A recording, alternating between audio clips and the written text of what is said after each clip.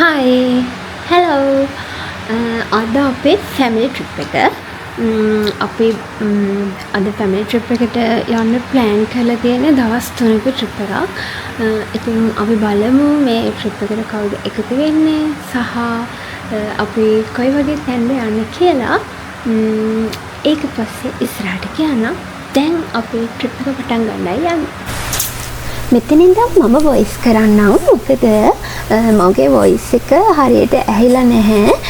ඉතින් දැන් අපේ බස් එකේ ඇවිල්ලා තියෙන්නේ. ඔන්න අපි පිටත් වෙන්නයි යන්නේ. දැන් අපේ කට්ටිය බස් එකේ නැගලා රෙඩි වෙලා ඉන්නේ. මේ විදිහට තමයි කට්ටිය ප්ලේස් වෙලා තියෙන්නේ. හැබැයි මෙතනදී අපි පාන්දර 3:00ට වගේ යන්න ප්ලෑන් කරාට අපිට යන්න බැරි වුණා ඒ වෙලාවට. මේ වෙද්දිත් පාන්දර 5:00ත් පහ වෙලා.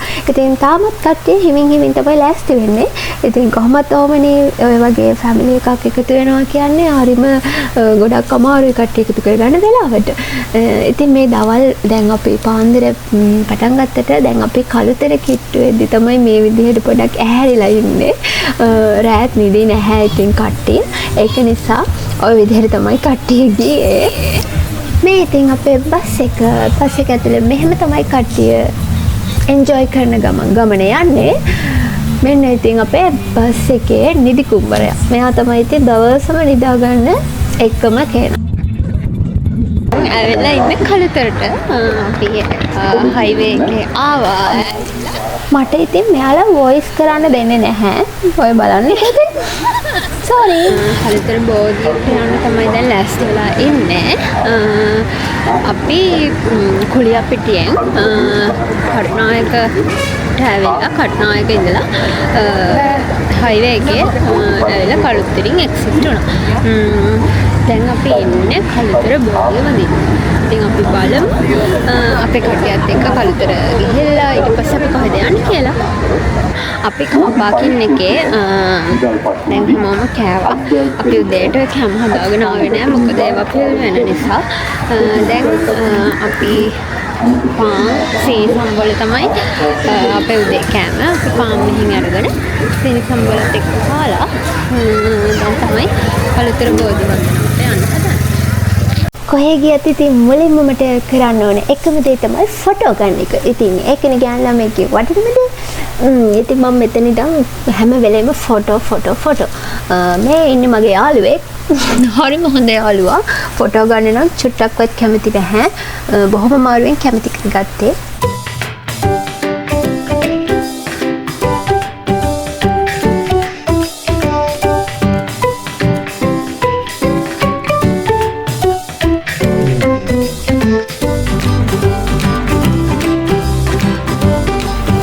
අපි දැන් චෛත්‍ය ඇතුළට තමයි යන්න හදන්නේ.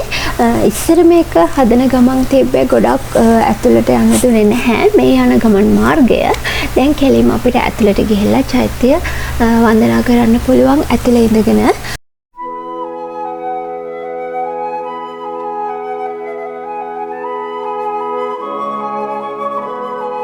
මේ අපිට චෛත්‍ය ගර්භය ඇතුළේ ඉඳලා එළිය පේන විදිහට හරි ලස්සනට කළුගඟ ඒ තියෙන වීව් එක බලා ගන්න පුළුවන්.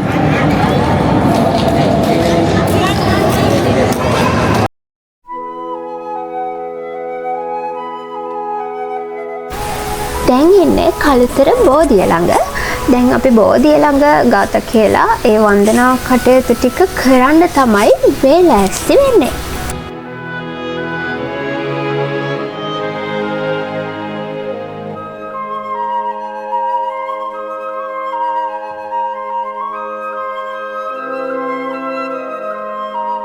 බෝධි වන්දනාවෙන් පස්සේ දැන් ඊළඟ අපේ ට්‍රිප් එක කන්ටිනියු කරන්න පිටත් හදන්නේ. ඉතින් අපේ ඩ්‍රෙස් එක ආයෙ මාරු කරලා අපි බලමු ඊළඟට යන්නේ කොහෙටද කියලා. දැන් අපි ඇවිල්ලා ඉන්නේ කන්ද විහාර පන්සලට. කළුතරේ ඉඳලා අපි ටිකක් මට මතක විදිහට දර්ගනගරය පාස් කරලා චුට්ටක් එන්න ඕනේ. ඉතින් දැන් කන්ද විහාරයට තමයි ආවේ. මම මෙතනට මීට කලින් ගිහිල්ලා තියෙනවා. හැබැයි මේ තියෙන මේ පිළිමය මේ විදිහට පසුබිම හදලා මේ විදිහට ඒ කාලේ තිබෙන්නේ නැහැ. මම අවුරුදු දෙකකට කලින් තමයි ගියේ. හැබැයි දැන් මාරම ලස්සනයි, රස පිළිවෙලයි, ඒ වගේම අලුත් දේවල් මේ පන්සලට එකතු වෙලා තියෙනවා. මොකද මේ විහාරේ ඇතුලේ ලස්සනට ඇතුලට ගිහිල්ලා ඒ තියෙන දේවල් බලන්න පුළුවන්. අපේ බෞද්ධ ඉතිහාසයේ කතා ඒ දේවල් නිර්මාණය කරලා පැහැදිලිව රූපවලින් වගේම විස්තරය ලියලා ඒ දේවල් දැනුවත් කිරීම මේ හැම දෙයක්ම හරි ලස්සනට වෙන තැනක්.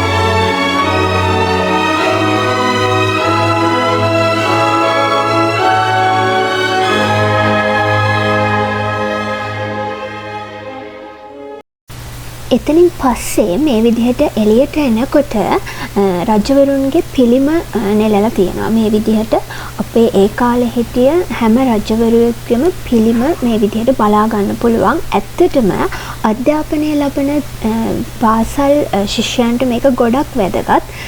එතනින් පස්සේ මේ ඇතුළට අපිට යන්න පුළුවන්. මෙතන සෑහෙන්න ඒ කියන්නේ උඩට අර අපේ මහල් විදිහට චිත්‍රකතා නිර්මාණය කරලා තියෙනවා. අපිට ඒවා බලන්න පුළුවන්. මේකේ අපිට මහල් 4-5ක් වගේ තමයි දැනට වැඩ ඉවර වෙලා තියෙන්නේ. තව උඩට ඒක හදාගෙන යන ගමන් මේ හැම තැනම තියෙන්නේ අපේ බෞද්ධ ඉතිහාසයේ ලියවුණු කතා වස්තුන්, ඒ ජාතක කතා, ඒ හැමදේම මෙහි රූපවලින් චිත්‍රකතා විදිහට නිර්මාණය වෙනවා. ඒකේ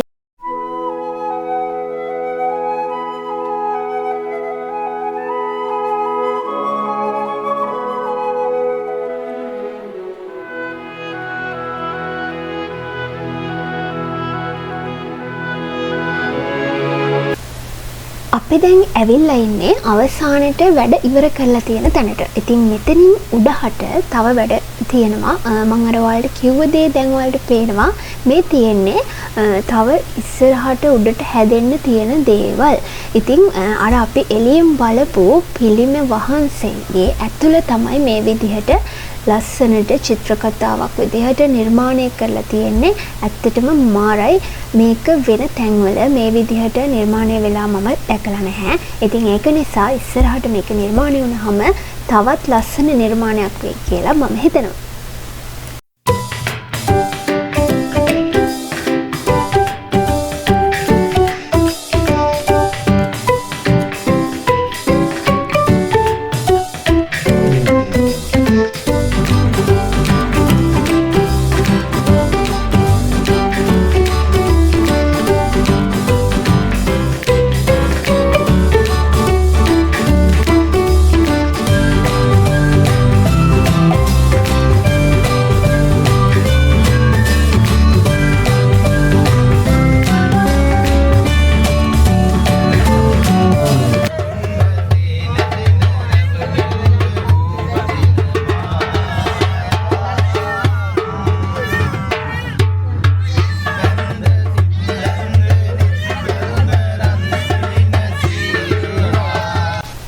කන්ද විහාරයෙන් පස්සේ අපි දැන් යන්නේ කෙලින්ම මාතර පොල් හේන බීච් එකට. ඉතින් දැන් ගොඩක් හවස් වෙලා. ඇත්තටම ගොඩක් රස්නේ මේ වෙලාවේ. අපේ කට්ටිය මේ විදිහට තමයි ඉතින් එන්ජොයි කරන්නේ.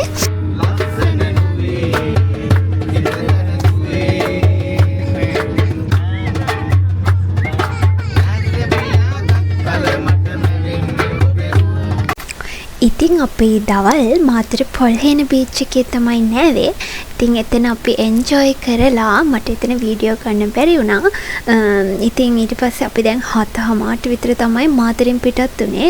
දැන් නම් අපි යන්නේ කතරගමට. මේ වෙලාවේ අපේ කට්ටිය සින්දු කියන ගමන් එන්ජොයි කරනවා මේ ට්‍රිප් එකේ අද දවසේ අවසානය. හැබැයි මෙතන කරන්නේ ගීතෙන් ගීතේ කට්ටිය ටීම් දෙකකට බෙදලා අපි බලමු පොඩ්ඩක්.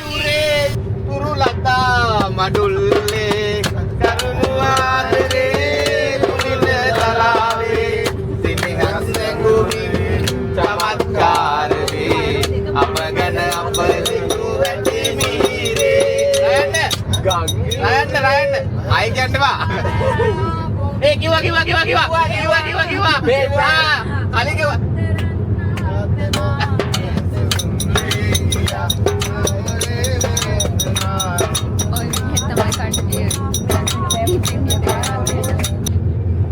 Yabu silla kataragam avennalam ade kumaraya allikadella kataragam yabu silla kataragam avennalam ade kumaraya allikadella kataragam mayan අපි හයිවේ එකේ තමයි. අපි දැන් හයිවේ එකේ කතරගමට ලං කරලා ඉන්නේ මේ වෙද්දී. අපේ ලොකේෂන් එක අපි හොයාගත්තේ Facebook එකෙන්. ඇත්තටම අපේ ටීම් එකේ 28ක් වගේ ඉන්නවා පොඩි අය නැතිව. එතකොට අපිට ඕනි විදිහට ඉන්න අපි ගත්තේ මේ ලොජ් එකක්. මේක අපිට රීසනබල් ප්‍රයිස් එකකට හම්බුණා. ඉතින් කතරගමටත් ගොඩක් දුර නැහැ. අපි බලමු මේක ඇතුලේ මේ කොහොමද කියලා. මේකේ හැමදේම අපිට තිබ්බ ඕන විදිහට. මෙතනින් තමයි අපේ එන්ට්‍රන්ස් එක තියෙන්නේ. මේ විදිහට අපිට රූම්ස් තිබ්බා 3ක් හෝ 4ක් මට මතක විදිහට. ඒ වගේම එක රූම් එකක ඇටච් බාත්රූම් තියෙනවා. අනිත් එකේ කොමන් වොෂ්රූම් එකක් තියෙනවා. මේ විදිහට බෙඩ්ස් මැට්‍රස් හැමදේම පිළිවෙලට අපිට කම්ෆර්ටබල් විදිහට තිබ්බා. අපිට කිචන් එක වගේම අපිට උයා ගන්න පුළුවන් විදිහට හැමදේම සෙටප් එකක් තිබ්බා. අපිට ගෑස් එක අපි අරන් ගියා. මොකද එහින් ගෑස් අපිට දුන්නේ නැහැ. ගෑස් ලිප දීලා තිබ්බා. ඒ වගේම එළියේ දර ලිපක් තිබ්බා. එහෙම උයා ගන්නවා නම්. මොකද අපි රෑ කෑම එක අපි හදලා තමයි කෑවේ කප් එකතු වෙලා. කොහොමද ඉතින් රෑ 10-11 වෙනවා රෑ කෑම එක ගද්දි. හරිම ටයර්ඩ්. මොකද මේ දවස්වල අවු හරිම සැරට තිබ්බා. ඉතින් අපේ ෆස්ට් ඩේ එක මේ විදිහට ඉවර වෙනවා. අපි බලමු අපේ සෙකන්ඩ් ඩේ එක අපි කොහෙද යන්නේ, අපි මොනවද කරන්න කියලා. එහෙනම් අපි සෙකන්ඩ් ඩේ එකෙන් හමු වෙමු. බයි බයි.